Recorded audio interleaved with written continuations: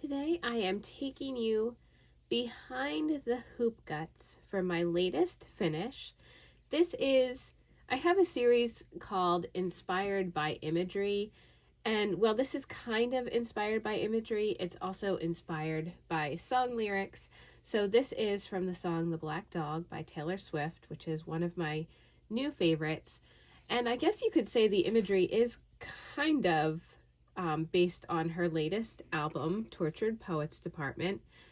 So let me take you behind the hoop guts of this hoop. So I'm here to tell you a little secret that I am not a fan of stitching letters and words onto fabric, especially when using black thread on a linen, like lighter fabric, because instead of being able to carry each of the threads from letter to letter, because this is a fabric that is slightly light and the thread is dark, I had a concern of if I carried threads from one letter to the next, that they would come through, that you would see that on the other side.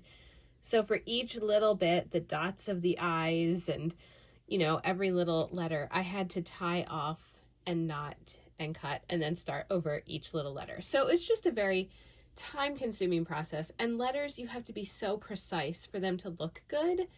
And I like to be free-spirited in my approach to embroidery and not always think about little things like that. But I thought about little things like that, and I'm really happy with how this hoop turned out.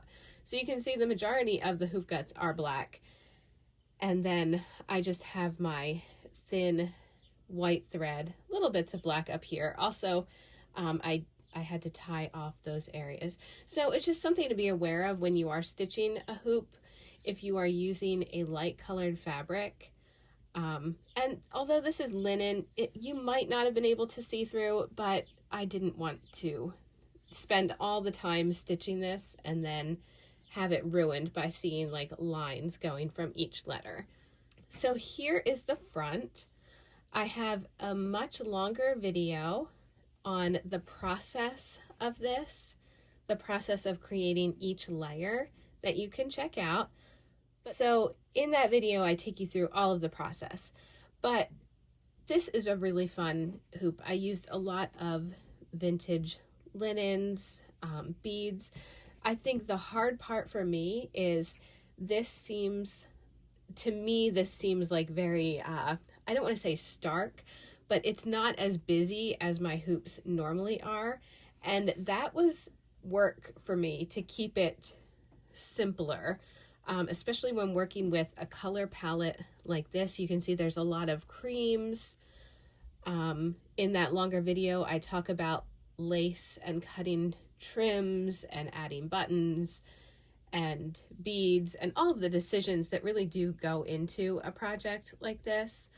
Because there are a lot of decisions that you have to make in order for it to turn out to be a cohesive piece. So I'm thrilled with this, really thrilled.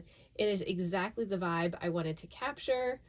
I listened to the song a lot while stitching this, so I think that helps. And the video on the process, I will link below when it comes out, and you can see the decisions and again, all the little tips and tricks that I have in creating a hoop like this. So I hope you enjoyed this behind the hoop guts. Happy stitching!